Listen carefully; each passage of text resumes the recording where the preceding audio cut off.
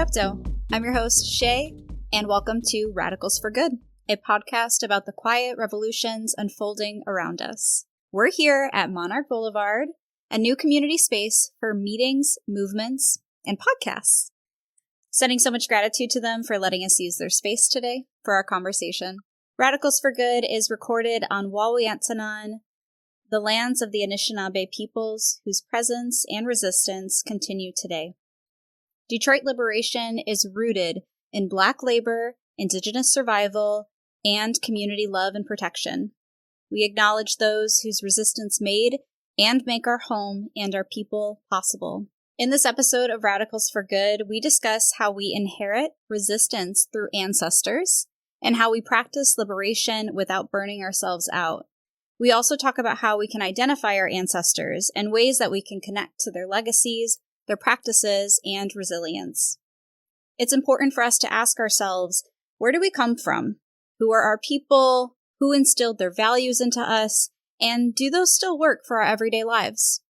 I'm here with Namira Islam. Namira is a descendant of liberation fighters from Bengal and the eldest daughter of genocide survivors and community builders. She integrates the precision of a lawyer, the imagination of a graphic designer, and the hope of a gardener. She is the founder and CEO of Nia Weaving, a creative studio and design consultancy that threads intention into movements, moments, and environments. Namira is my comrade, a comrade. She is a weaver in movement spaces, and we all have a lot to learn from her. And when she's not building movements, she's literally building a monarch waystation in her front yard. Namira, thank you so much for being here. I'm so excited that you're on this podcast and we're talking today. Thank you so much for having me. I'm so excited to be here. So it's really clear that you come from a really long line of resistance ancestors. When you're making decisions about your life and your work, whose voices feel closest to you and who shows up in those moments? I was really thinking about this question around ancestors, and I think the beautiful thing about ancestors is that there are so many of them, right? I think throughout one's lifetime, I think for my lifetime in particular, I've been walking with grief for a long time, right? I had one grandparent who passed away before I was born, so that story has been with me of losing somebody before I was born. Different ancestors show up in different times of your life, right? And so you can draw on different ones. Different stories will seem relevant in different seasons of your life. I think right now, in particular, for this season of my life, there's been 3 people in particular that have been coming up a little bit more frequently than usual. So 2 are genetically, biologically related to me, but one I would say is like a movement ancestor, and we'll talk more about that, like that means. But in particular, so my mom's side, my mom's mom, so especially in Bengali, we'll say Nani, but especially more like a cutesy, Bengali does that as a language. So Nanu, my Nanu, her nickname was Ruby, but Saida Khanum, she's been coming up a lot more. She passed when I was 16. And then my father, so he passed when I was 27, Namira Islam, he's been coming up a lot more for me as well. It was 10 years last year for the anniversary of his passing. And then for a movement ancestor, somebody who was a mentor of mine, Mama Lila Cabell, has been coming to mind quite a bit as well. It sounds like you have a strong lineage shaped by colonial violence and resistance, honestly, in Bengal. And now you're living here in Detroit and building literal movements and moments. As you know, our city is shaped by rebellion. It's shaped by struggle and resistance and resilience. Where do you feel those histories echoing each other, and how do you see them echoing each other in your body and in your work? I think like a lot of people, so what's interesting, especially about ancestors and lineage, the fact that a lot of us have the complexities of that, right? Mm-hmm. So within my own lineage, there's definitely resistance. There's definitely rebellious spirits of all kinds, right? And liberatory practice for sure. My grandmother in particular, so Ruby, right, was somebody who wanted to go into politics. She was somebody who, especially for me right now, like moving into entrepreneurship for the first time in a very intentional way. I think I've been doing entrepreneurship in a lot of little ways, but for the first time really leaning into that. She was somebody who I grew up knowing she was a seamstress, right? But I found out fairly recently that she actually had a business where she was working with 250 women, right? Oh, wow. So I knew that she had a school where she was teaching other women how to sew, and that's how they were having income, right? And teaching themselves like a skilled trade. But it was 250 women that she was teaching how to sew. And they actually were creating these garments, right? Tablecloths, all kinds of different things. And they were exporting these things outside of Bangladesh. And so I didn't realize that there were not only just dozens of women, but hundreds of women who were working with her. So that lineage was there. And my father too, right? The history for him as well, coming here to the United States and kind of leaning into education. He founded a nonprofit before he passed away. His intention with that as well was to break the cycle of poverty through education. Like, there's a lot of rebellious kind of work. And at the same time, within my lineage, there was collusion with oppressive forces too. So that is also within that lineage as well.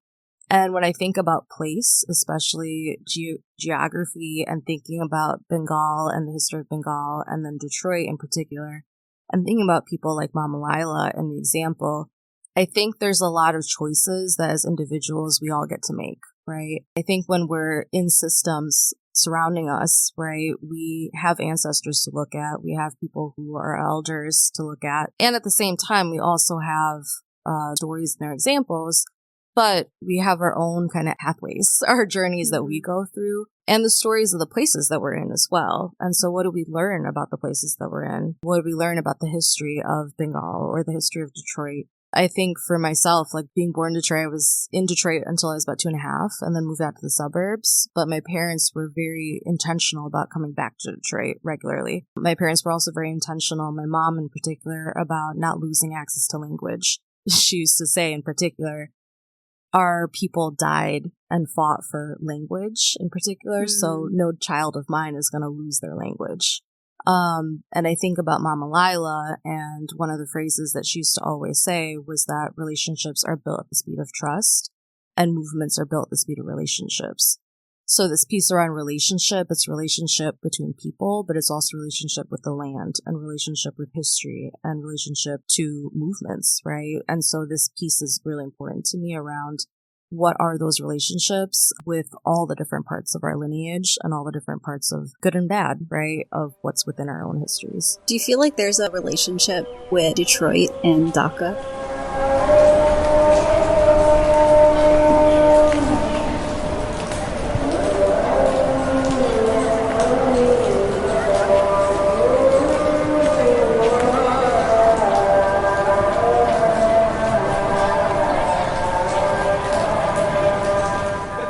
Absolutely. Yeah, Detroit to Dhaka, I think about that a lot. I mean, my dad in particular, so he stayed really in close relationship with a lot of his college friends in particular. Like, they were the class of 1976. He graduated from Buet, which is known as like the Harvard of Bangladesh.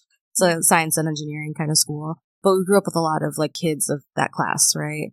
But the thing that I noticed was that a lot of them ended up coming to Detroit, but they didn't stay in Detroit. They left. They went to other states. But he stayed. And I found myself really thinking about that as to why he stayed. And I think part of it was because of that connection with water. So Bangladesh is known as the land of rivers. And I think Detroit and Michigan in particular being the Great Lakes state. Yes. And then Detroit in particular with the river and things like that as well. I think when I first learned too of like Wawiyatanong, right, being known as Wawiyatanong, one of the things I learned fairly recently was that Wawiyatanong, actually, Detroit, we are on the Detroit side of Wawiyatanong. So Wawiyatanong actually refers to both sides of the river. And it's just interesting to me how, like, colonial constructs, right, break apart Detroit that way, where it's like, oh yeah, we're in Detroit, but it's really like this side of the river. And I think Bangladesh, like the Canada side is also very connected. Yes. It's all Wawiyatanong. All of it. Windsor and Detroit, right? All of that is Wawiyatanong. It's both sides of the river.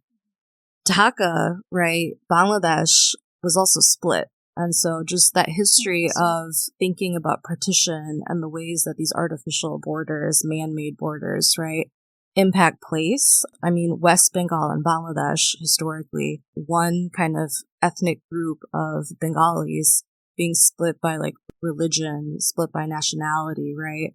That historic region of Bengal has been split over time. But the culture is so strong. And I think that history of literature and being on the water, that history, Bengal was known for literature. It's still known for literature, but textiles and just like a capital city, port city, I think that history is there as well. But also being known for like the literature and the music side of things. I think about the history of Motown.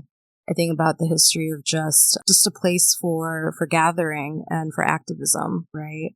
That binds us. And so I just think about Taka to Detroit and that connection. Absolutely. Oh, I love that. I didn't know that about Bengal, having the waterways, that connection. Yeah. I know I remember hearing about like severe flooding in Bangladesh a few years ago, but I didn't make that connection that we have also experienced severe flooding in Detroit, just a couple of years ago as well.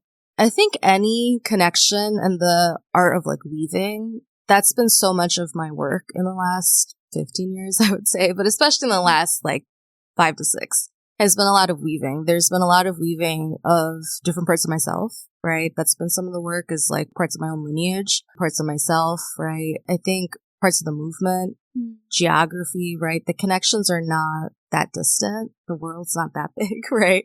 But really it's like when you start looking for those connections, you can spot them anywhere. And I think right now the challenge, especially as the world gets more and more kind of complicated, or that the forces that are existing in the world are getting more and more violent and designed to kind of keep people apart and apart, it's going to be more important for us to start weaving those connections tighter and tighter and just braid them together as much as we can. And I think, too, a lot of our listeners are probably new to the way that we're talking about ancestors. Can you talk a little bit more about, like, why do our movements go back to ancestors, that like again and again? Ancestors, I think for a lot of folks, can feel like something that is unnecessary or that is a luxury, possibly. Like, why are we looking back, right? Why are we engaging in the storytelling? Or why do we need to pause to do this? Mm-hmm. And I think that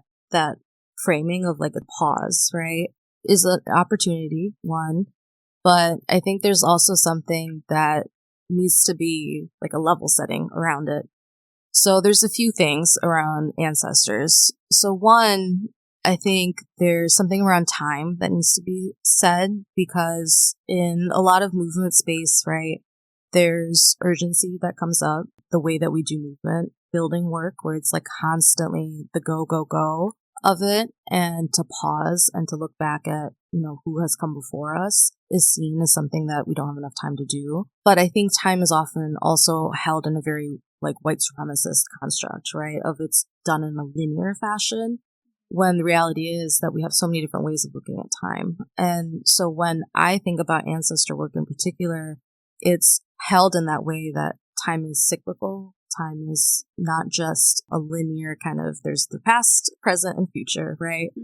Ancestor work to me is really getting to recognize that ancestors are with us at all moments, right, as we're moving through life, because they're within our DNA, they're within our genes. We carry them with us in every moment.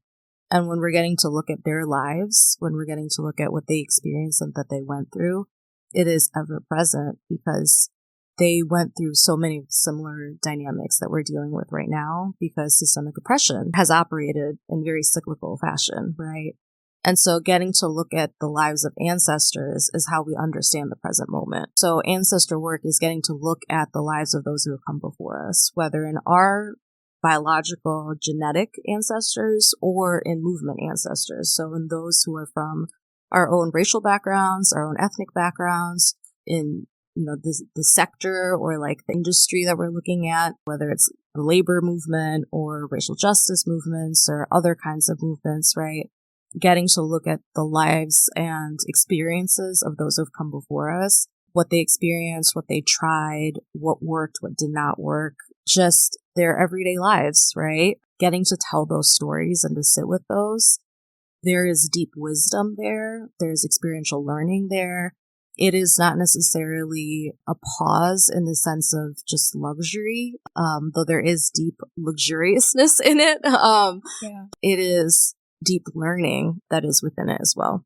And I think sometimes, I know for me as like a white person, it can be really challenging to look at my my genetic ancestors in a way that I feel is conducive to channeling them in my current work of racial justice, right? It can be really tough and it can be harmful too.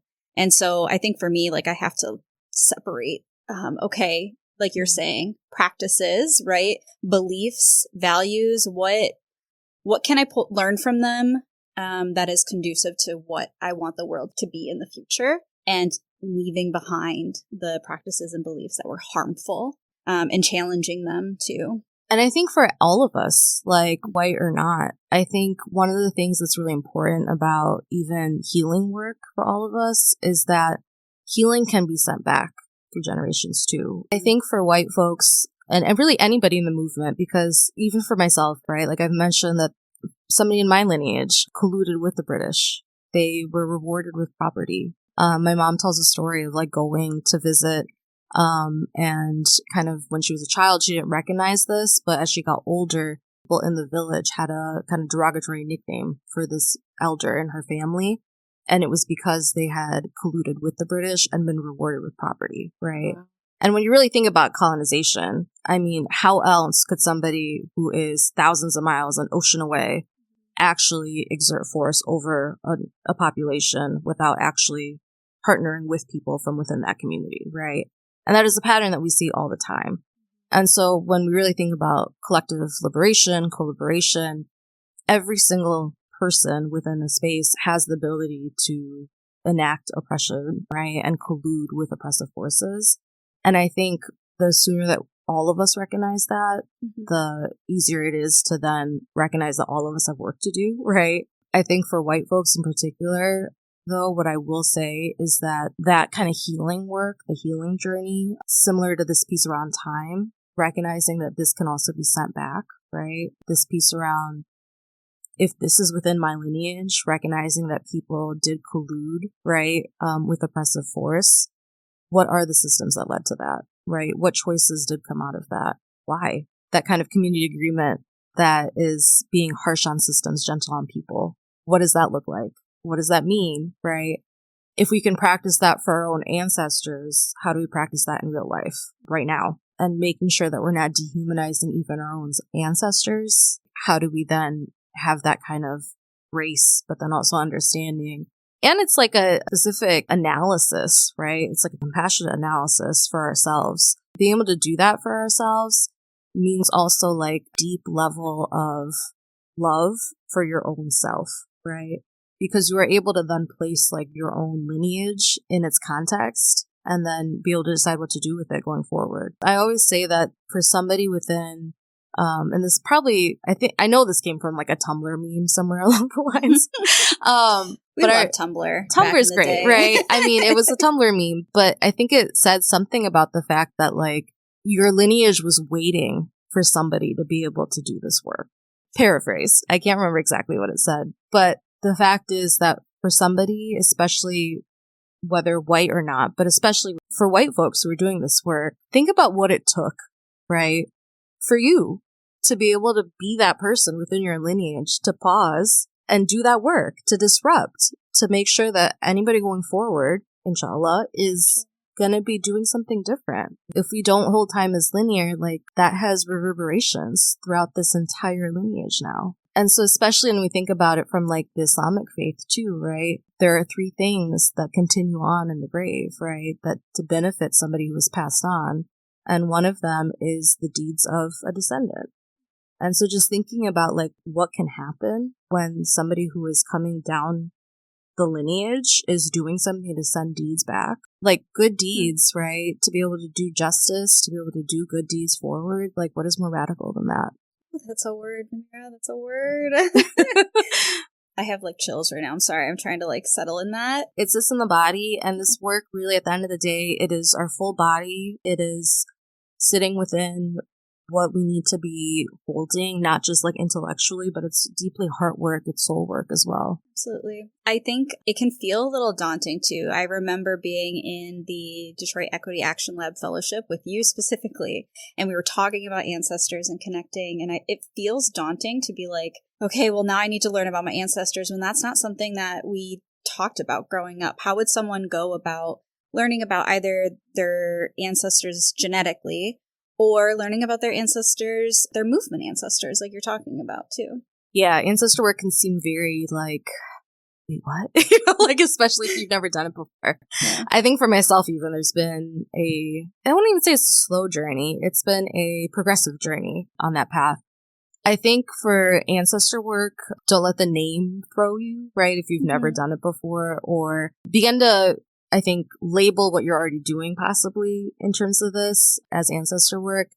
I think part of it is, one, like, storytelling is a huge part of this. Taking the spaces that you already have in your life to be able to ask more specific questions. So, for example, when you do have time with family members, and again, recognizing that not everybody has access to this, right? And so I think for those who do have access to like biological, genetic, right, spaces where they can ask family members, and it's safe to do so, it is comfortable to do so, to be able to ask things that are a little bit different, where it's like you're with family members and you can ask a little bit more about like, so tell me about, so-and-so's childhood growing up. What did they read? What did they learn about? How did they learn about their identity, or how did they learn about different identities, things like that. I remember asking my mom about learning about different like racial groups, right? Those type of questions, or asking about who their first friend of a different racial background was. Those aren't things that automatically come up, right? They may come up in conversation, but to ask like very specific questions like that, you can ask about books in the library, right? You can ask about specific migration stories. That's always like an interesting story too. And there may be stories of trauma within it, so just to be careful and recognize that this may be like a slow journey as well, that you don't just like sit there and interrogate somebody, right? Absolutely. But again, building the relationship a little bit differently and to just ask certain stories, to be curious about people's lives. Like, so how did so-and-so get there? Or where did so-and-so travel? Just to be able to ask about people's timelines, to be able to create that timeline throughout somebody's life, to ask those type of questions. I think the other way, though, for especially movement ancestors, is to be able to read a little bit more. So especially these autobiographies are great, especially in somebody's own words, to really seek out memoirs or journals are a really great way. Podcasts, interviews, audio recordings, YouTube videos, right? I really actually I know Malcolm X was somebody who was one of the early, especially during law school. I found myself listening a lot to like Malcolm X's interviews on like talk shows in particular. So I remember I reread his autobiography, but then in particular, he just had such a like humorous way. You could not help but smile listening to him on talk shows sometimes. And so for him in particular, there was something about just listening to his talk show interviews that I found myself really just listening to Malcolm X a bit during law school. That can be lost too in his autobiography a little bit, like that humor, Absolutely. Right? And so I think it's nice to pair the two. And it's those ways of being sometimes that you lose when it's just about like the written word. And so recognizing those are the stories too, right? If you do get to talk to somebody who knew somebody, Mama Lila and I remember one of the things that she first, it was actually after, because Mama Lila and I met during Deal 3. So when I was a Deal Fellow, a year after is when she sat down at one point and she goes, so who in your family was doing liberation work? And I was like, I don't know, like my parents maybe. And she's like, no. No, like somebody else is doing like specifically liberation work. And I was like, ugh. And so it turned out she felt it. And I then mentioned that it was my grandmother's cousin who basically was doing like revolution work in Bangladesh before Bangladesh became Bangladesh. And then she just reflected back. She's like, so what are the chances that basically a relative, a descendant of somebody who was leading the revolution in Bengal, what became Bangladesh, and a friend of Rosa Parks are sitting here in one room together in Detroit? Only in the United States could that happen, right? And I remember sitting there and just really thinking, like, subhanAllah, like, what are the chances, right? And both of us were coming at it from such a faith-based perspective, and just really sitting there and thinking about that. Like, there is a deep spiritual element to ancestor work, and being able to reflect on the fact that you are holding space. It's not just the two of you sitting in that room.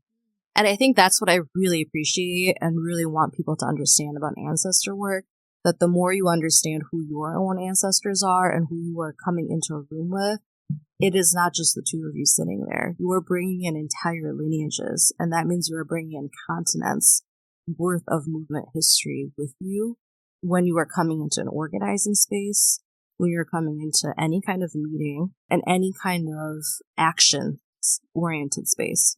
I'm curious what your practices are when it comes to sustaining yourself, because a lot of our listeners are new to movement work, right? Or new, or like they have the spark going, they want to join a movement.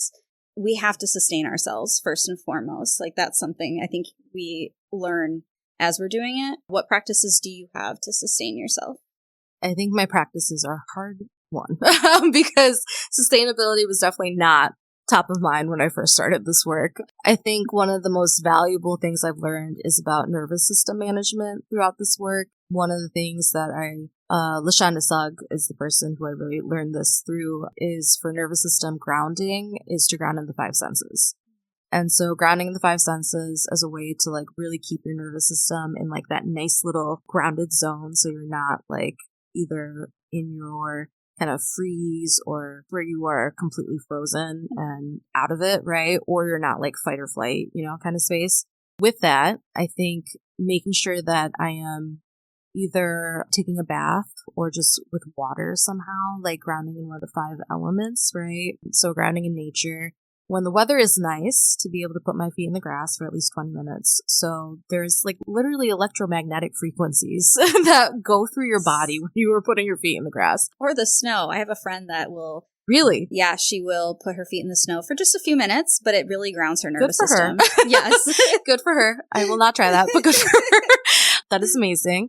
I also will make sure, especially lately, I've been holding on to like stones or gemstones or like crystals or even a rock. There's rocks that I've picked up at the beach or things like that during certain meetings, or just like sometimes I'm sitting at my desk, like I'll make sure to hold on to that. But especially like hydration or different things like that, like making sure just with water. But I would say there's certain things that you can do on your own, right? But especially for somebody starting out, I think the work, like movement work, activism, organizing, one of the things to break that is really important is that we start out the work, at least I know I did, from that very like white supremacy culture thing of like, I'm the only one. I need to do this by myself. And so it's very important to have either a coach or a therapist or advisors. I mean, I've even called it like your cabinet, right? From like the presidential mindset of having your cabinet of advisors, right? But just having people around you. I know for myself, like I've had a liberatory coach that I've worked with for literally over 10 years now, where it's like every week, like clockwork, I work with this person to make sure I have my session. Things like that. I think it's really critical to make sure that you are tending to your body in the work, whether or not it's journaling, making sure you're getting enough to eat, sleeping, right? Naps are critical. I mean, I have sessions for like acupuncture, massage. I know folks who do Reiki and other things as well. So things like that. I think for me too, it's like meditation's also really helpful. Yeah. And I actually have a book here called Love and Rage, where a Buddhist teacher, Lama Rod Owens, he's incredible. And he teaches a 7 homecomings practice. And one of the homecomings are actually ancestors and grounding yourself and meditating on who your ancestors are and what you want to learn from them. Beautiful. So, I think something like meditation and then mindfulness practice, right? Honestly, I used to scoff at like mindfulness practice. I'm like, really? Because it felt very like fluffy and just kind of, it felt very devoid of like systemic grounding. And then I know one of the mindfulness practices that I then listened to, it was a loving kindness practice from Tita Ngango. And in it, she then grounded it in kind of like a racial equity analysis. And she made sure to send loving kindness practice to folks in particular from like an equity standpoint. So she named like our Black and Brown brothers and sisters. She named people who were more directly impacted by the COVID pandemic. And I remember thinking about that. I'm like, wow, so much of mindfulness practice, when you don't bring in racial injustice, you don't bring in identity, that's what I was missing from some of the mindfulness practices that I was hearing. So I really appreciate it when you can find yoga practice or qigong or other practices that are coming from like folks of color, or that are coming and grounding in, spiritual practices or physical mind and body practice that is also bringing in like what is going on in the world. And so especially even for like Islamic, right, as I'm thinking about like my own religious practice over the years, I mean, when I do like ablution nowadays or wudu, if I'm thinking about how much water before prayer. Yeah, right? like washing before prayer. I mean, if I think about things from more of like, how much water am I using? Think about the time of prayer. But if I'm thinking about it more from just like, before it was like, oh yeah, the time for prayer hit, right? And it's like your Adhan app, your alarm went off. Versus now I'm like, oh yeah, the sun is in a certain position in the sky, right? And the moon is in a certain position. If I'm thinking about that more from like a environmental stand right now, and I'm thinking more about like what is my connection to the earth and the solar system right now. As a child, I would have been like, oh, people are gonna think I'm weird. Right? What? The Muslims are paying attention to the sun and the moon, right? Like, wait, what? And then now I'm like, actually, yes, like we're in touch with what is going on with the natural world right now. And that is part of my practice as like a Muslim. And that is important to me right now. So even just with that, like being in touch with what is happening physically around us, the world and where things are going right now is designed to keep you as much away from being present as much as possible. And you're talking about environmental, and I can't stop looking outside at your waystation. I know it's covered in snow right now. Tell me about that. You're literally building a monarch waystation. You have a monarch waystation in your front yard.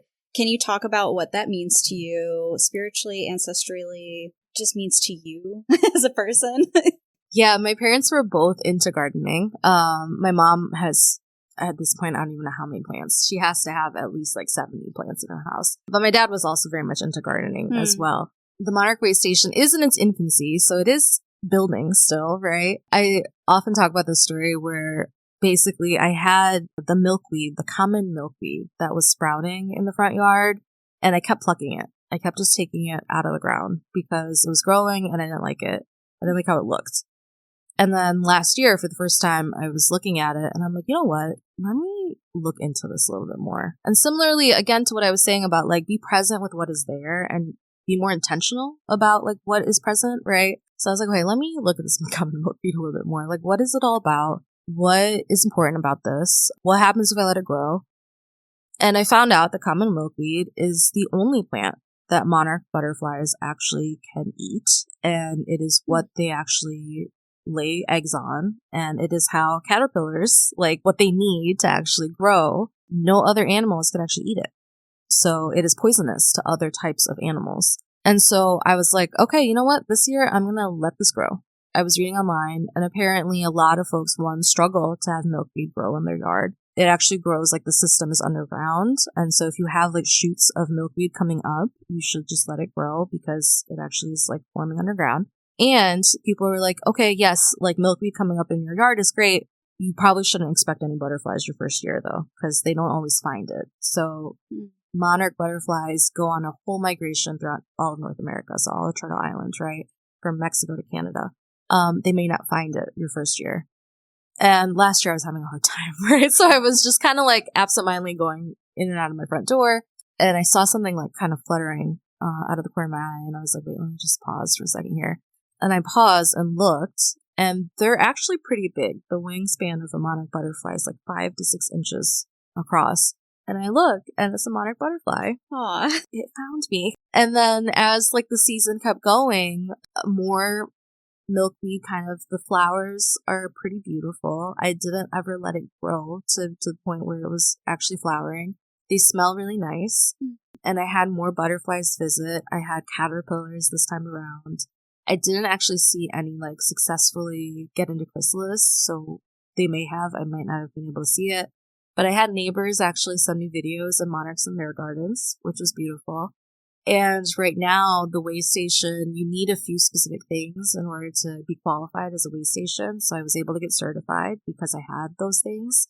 And I think part of it is just also the intentionality behind like what is possible in your front yard. Right? You don't actually need a lot of space. You don't need a lot of specialized equipment. But to be able to create a sanctuary for butterflies as they complete their journey, right? I recently learned too that it's actually not just one butterfly that makes it throughout that entire journey. It is actually generations of one butterfly. I learned this from Alejandro, who was a photographer at the new launch, and he was sharing that he learned this recently, that one monarch butterfly actually stops at a way station, lays the eggs, right? That caterpillar then somehow retains in its genetic memory the same path that the first butterfly was on to then make it to the next way station to stop. And that one lineage of the one generation by generation will make it down that one journey, which just completely blew my mind. How does like tending to something so cyclical connect to liberation? Hope is a discipline, right? I mean, Mary Makaba, whose book is here, right? We do this till we free us. She relayed that saying. And I remember thinking, I never really appreciated that idea of hope, right? Within movement space, because it always felt like toxic positivity to me until I heard that saying. Like, hope is a discipline. It takes muscle. It takes a level of rigidness to it, because ultimately when we're doing this work, you have to stay on it and you have to stay with principle in it, regardless of what other people are doing. Like, you are in it for your values. You're in it because you see an end goal. You're in it because this work is 7 generations. So the Haudenosaunee kind of principle of 7 generations back, 7 generations forward. There's some level of abstract thinking that you are grounding in, because this is beyond one relationship fracturing. This is beyond somebody betrayed me and I don't want to do this anymore, right? This is beyond, hey, this person from this background insulted me and therefore I no longer am in allyship with this person. It's beyond, oh, this action, I'm not seeing a good outcome from it, so I'm not going to do this anymore. Hope is a discipline. And so this idea of, okay, the monarch way station, right? Regardless of if I see the chrysalis, if I'm here or not, right? If I happen to see a monarch butterfly or not, right? I'm not going to be able to sit there 24/7 and watch what happens, right? Like, but I'm still going to do the thing. I could put cameras out. I could like sit there and just scroll through the footage, right? It's beyond the immediate reward. It's beyond the immediate gratification, right? It's for something deeper. And so for people to find like their own purpose within it and to be able to find like what is your specific reason for doing something, people have to find that for themselves. And it can't be within another person because we're all imperfect. Being able to do that work, we do this until we free us, right? We keep doing it. And ultimately it reminds me of like this idea of planting and gardening, that aspect of hope. There's a saying of the prophet, peace be upon him, that if the day of judgment were tomorrow and you had in your hand a seed, plant the seed. And it goes to that idea of literally the world could fall apart tomorrow. And you can know that. You can know that like the mountains are going to be in smithereens.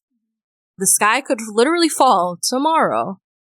And there's this seed. Nothing's going to happen to it tomorrow. You can know that. And yet, if it's in your hand, you still plant it. Because the actions are by intention, right? And so for us, then if that's the case, like, what are we choosing to do today? What are we choosing today with the actions that we have, with the resources that we have? And I think when we have that in mind, looking back at the choices that our ancestors make, whether it's because of fear, whether it's because of scarcity mindset, sometimes they do the best with what they can, sometimes they make horrible choices with what they have, right? Knowing all of that, we choose to do with what we have, right? The best that we can. I told everyone we had so much to learn from you, and I've been learning while we're sitting here, so thank you for that. And one question for you, one last one. What does it mean to live a radical life? I think about the word radical, which you've talked about, and I really appreciate the way that you ground and frame it, because I think it's very needed. I used to make jokes sometimes about what radicalizing me, and I always talk about law school, and then nobody laughs, and I'm like, okay, people aren't up there yet. To live radically, I have to think about the word at the root, right? And so especially to be radical is to go back to the root of things. And so what does it mean to be back at the ground? Especially now, like living intentionally, going back to like the root of things. I think there's something about living simply.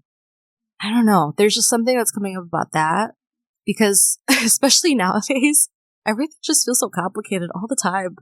And so what does it mean to like live at the root, especially when it comes to what we eat, what we put into our bodies, how we choose to relate to other people? Like, it should not be this complicated. And I think I'm really tired of the like gymnastics that happen all the time. We should be able to exercise our muscles around that, but we shouldn't have to. And I think sometimes there's an overdoing that happens when we try to control what other people do all the time. So there's something about like living radically is also to take radical responsibility for ourselves and release it when it comes to other people. Let them do what they're doing. I'm going to do what I got to do. They're going to do them. Let me take care of myself. Let me create space for other people to take care of themselves. Protect ourselves, yes. And make sure that when it comes to other people, like, let them do them.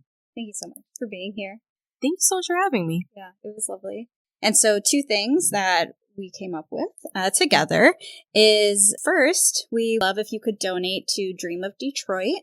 And you know what, Namira, could you actually talk about Dream of Detroit a little bit? Dream of Detroit is my neighborhood nonprofit. Dream of Detroit is combining housing and neighborhood revitalization with community organizing. So Dream has been working on the west side of Detroit for a number of years now, over a decade. And right now, the newest and latest campaign, Dream of Detroit also has like a community land trust, which is just such a beautiful way of really being sure that at the root, that our neighborhoods are grounded in resident-led organizing, right? But the latest initiative that I am very excited about is the Dream Center. And so to make sure that there is a community-led place and home for Dream in my neighborhood. So I'd really love for people to be able to support that initiative. And 2, so we have, we'd encourage our listeners to find a liberatory ancestor, learn about them, figure out what values align you with them. You can try asking yourselves, what did you learn from them? What can you learn from them? What did their resistance look like? What are ways that you can practice that? I think you shared actually a great way for folks to start that journey with their ancestors and finding them out. And then also we've linked an article by you called 16 Questions I Wish I Asked My Dad in the show notes to help guide our listeners as well. Questions. My dad passed when he was 63 years old. Many things that as I've gotten older, I wished I could have spent more time asking him. So that article has these questions about kind of his own journey, especially to the United States. Things that actually surprisingly, I got answers to some of them through his friends and through other ways, which ancestor work, you will find yourself finding answers through ways that you might not expect, right, as you embark on that journey. So I hope that other people who do, find themselves grieving, they may not have as much access as they wish. Just trust that you may end up getting more access than you may anticipate in different ways. So this article does have some different question prompts and things like that to consider if you are struggling to find some good questions. Thank you, Namira. And thank you to all of our listeners for making space with us today. And always remember that the revolution may not always be televised, but it's likely in your own backyard or front yard and likely within yourself. I wanted to send deep gratitude to Daniel, our music producer, Rhea and Jonah at Penny Detroit, Janae and Jordan, my thought partners, Namira, our guest today, and all my other collaborators for helping bring Radicals for Good to life. Peace and blessings.